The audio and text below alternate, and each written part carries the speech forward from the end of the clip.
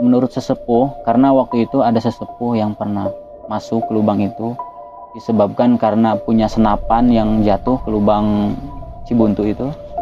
Nah, masuklah di dalamnya. Kalau menurut cerita para sesepuh itu ada rawa di dalamnya gitu. Mungkin karena saking banyaknya air terus menerus mengalir ke situ, maka terbentuk sebuah rawa di dalamnya. Gitu. Jadi sebuah lubang itu nggak langsung air ya, di bawah lubang dulu, baru di dalam itu ada ruangan seperti rawa. Iya, betul. Oh, luar biasa ya teman-teman. Ada kisah lain nggak Kang tentang gua atau lubang itu? Makanya dipercayai tempat istajab Karomah ya, punya iya, karomah gitu. Oh. Karena emang sering disinggahi gitu. Para raden ya, kata orang-orang wali ya. Iya. Kemudian dari situ banyak juga yang tujuan utamanya sebenarnya dari situ tuh ke gunung. Selamat datang kembali di sebuah perjalanan menuju legenda misteri dan sejarah.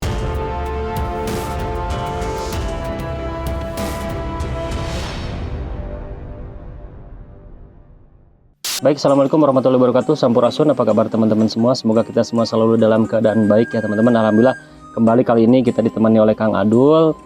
Kita tadi habis keliling-keliling ya di daerah sini. Kita udah diajak ke goa, udah diajak ke keliling kampung ya Kang Adul ya. Nah, sedikit kita akan berbagi dengan sahabat Lemirah dimanapun berada mengenai nama tempat di kampung ini, mengenai cerita-cerita yang konon beredar di masyarakat tentang gua yang sudah kita kunjungi. Kang Adul, langsung aja. Ini nama kampungnya teh kampung apa sih? Kampung Cibuntu. Kampung Cibuntu, desanya Desa Leuwi Karet. Leuwi Karet, Kecamatan Kelapa Nunggal, Kabupaten Bogor. Nah, Kang Adul, punten yang mau kita tanyakan pertama, kenapa sih di Kampung Cibuntu ini sampai diberikan nama Kampung Cibuntu, Kang Adul? Mungkin Kang Adul pernah dengar dari orang tua Kang Adul atau dari masyarakat sekitar, mangga? Ya, jadi awal mulanya terbentuknya Kampung Cibuntu pertama sebenarnya bukan Kampung Cibuntu. Jadi sebenarnya ada daerah di situ namanya Cikatomas.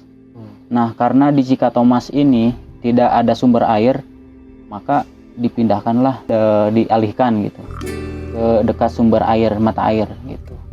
Kebetulan mata airnya ini alirannya itu tidak mengalir panjang gitu, jadi ada buntu langsung ke dalam lubang.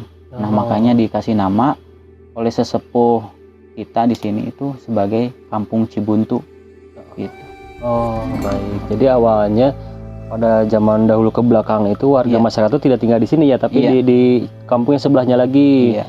Cuman karena di sana susah air ya, jadi sumber air itu, maka berpindahlah masyarakat ke kampung daerah sini yang memiliki sumber air. Namun sumber airnya itu teman-teman tidak mengalir panjang ya. Iya. Jadi perjalanan aliran air di sini tuh buntu sampai ke sebuah tempat yang itu seperti apa tempatnya Kang yang buntunya itu Kang?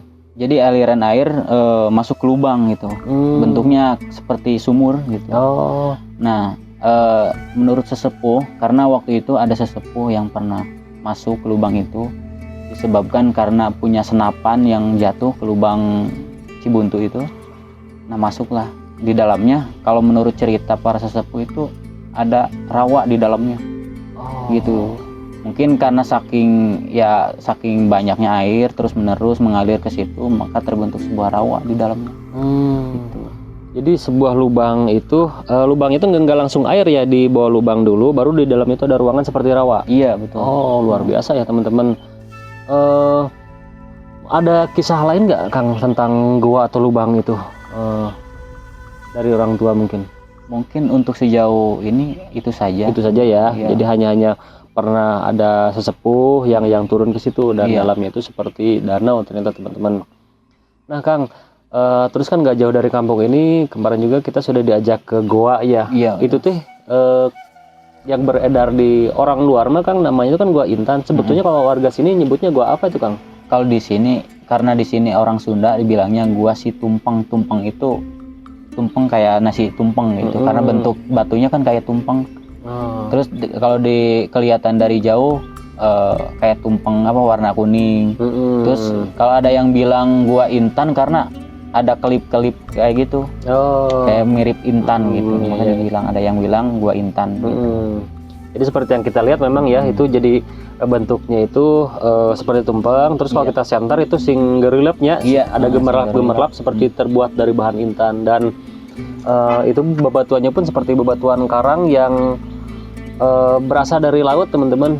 Itu salah satu keunikan gua ini. Nah, tercatat nggak Kang di kampung ini kapan sih gua itu ditemukan, atau mungkin ada orang pertama yang menemukannya, tercatat nggak?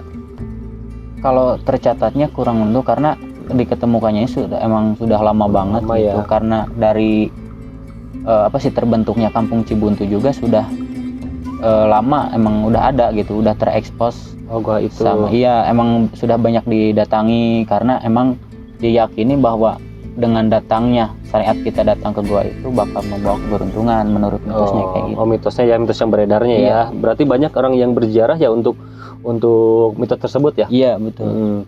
Selain gua itu ada nggak gua lain di sekitar Kampung Cibuntu Kang? Yang saya tahu ada yang sudah terekspos itu di daerah Cibuntu ada 11 gua. Oh banyak ya. Iya. Ada 11 karena gua. Emang di sini itu kalau diteliti daerah pegunungan jenis gunung kars gitu. Jadi kars itu banyak lubang-lubangnya gitu. Jadi makanya nggak aneh ya. Banyak terbentuk gua-gua juga ya. Iya betul. Nah Kang Adul, ada kisah lain nggak atau sejarah yang menceritakan tentang Gua Situmpeng Kang? Jadi informasi yang saya terima dari para kesepuhan itu, Gua Situmpeng ini, Gua Intan ini dulunya itu sebagai petilasan gitu, sebagai tempat berhenti, tempat neduh para raden, para wali gitu. Nah, kalau misalkan ada ujian atau misalkan ada gangguan yang neduh di situ di Gua Intan itu. Makanya dipercayai tempat karomah ya, punya karomah gitu. Karena emang sering disinggahi gitu. Para raden, kata orang-orang wali ya. Ilmu, Kemudian dari situ banyak juga yang tujuan utamanya sebenarnya dari situ tuh ke gunung Datar Buluh. Datar Buluh. Datar Buluh itu emang tempat netepnya, tempat singgah gitu, tempat menyendiri lah intinya. Buat menyepi ya, menyepi untuk bertirakat mungkin ya Kang. Iya betul. Di Datar Buluh itu ada apa Kang? Di tempat seperti apa? Kalau dari yang saya ketahui sekarang itu bentuknya sebagai kayak pemakaman kayak gitu. Cuman itu masih jadi pertanyaan, itu apa emang pemakaman asli, apa emang tempat petilasan aja gitu. Jadi di Datar Buluh itu ada sebuah makam ya? Berapa makam Kang di sana? Kalau yang ini ada sekitar 5. Banyak ya. Baik. Jadi luar biasa ya, ternyata tempat yang gua yang kemarin kita datangi itu punya sedikit histori ya, punya sejarah juga teman-teman, di mana gua itu dahulunya menurut masyarakat, menurut kesepuhan itu dipakai tempat untuk singgah ya, tempat untuk istilahnya patilasan ya, untuk menepi, untuk bersinggah, digunakan oleh para wali, oleh para raden-raden zaman dulu. Nah, sekali lagi Kang Adul, mungkin nanti lain waktu ya, kalau misalkan Kang Adul ada waktu, kita mohon izin, mungkin bisa ya kita berkunjung ke Datar Buluh ya. Iya insya Allah. Nanti di lain waktu teman-teman.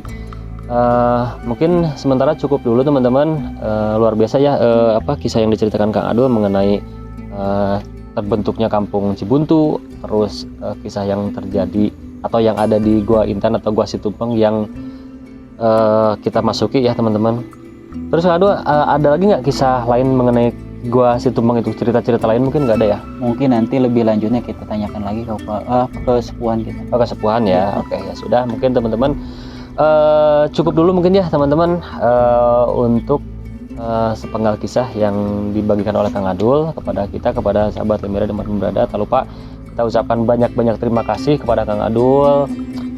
Kita doakan teman-teman mudah-mudahan Kang Adul terus diberikan kesehatan, dibanyakan milik rezekinya, di lapangan milik rezekinya. Mudah-mudahan Kang Adul ini bisa terus istiqomah, karena Kang Adul ini merupakan sosok pemuda yang luar biasa ya, memiliki visi misi yang jauh ke depan, terus untuk mengembangkan lingkungan, untuk kepeduliannya terhadap lingkungan itu sangat luar biasa. Kita support, kita doakan terus Kang Adul. Itu saja mungkin Kang Adul. Terima kasih untuk waktu yang diberikan. Kita pamit teman-teman. Jangan lupa yang mempunyai video ini tekan tombol like-nya, dan yang mempunyai masukan atau saran langsung tulis di kolom komentar. Kita pamit undur dulu. Sampai jumpa di video Lembera berikutnya. Salam legenda misteri dan sejarah Lembera. Adul, hatur nuhun. Ya.